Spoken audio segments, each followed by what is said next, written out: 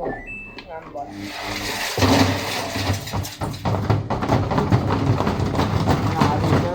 Miért állítod? Aztán menni? Igen. Oda menjek a hosszabbítóhoz?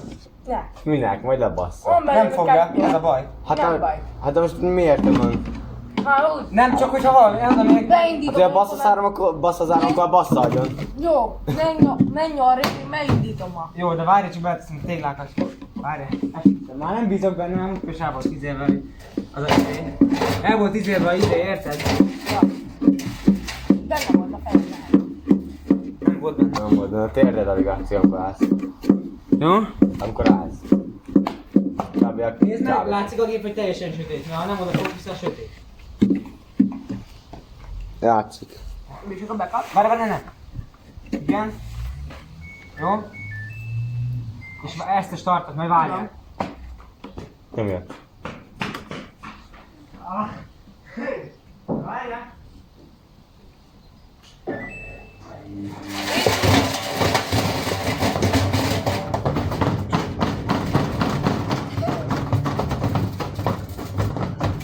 Ami.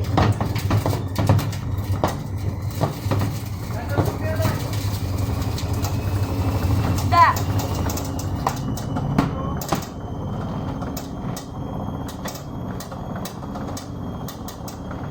Nem mond ki egy oldalra, nem jó.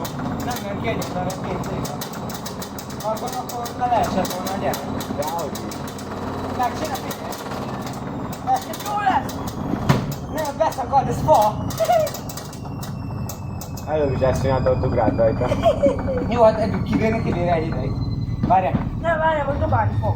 Tudom, azért jöttem ki az ajtót. De rágó talpa van, azt érzem, hogy tapad. Figyelj. Vagy most belement.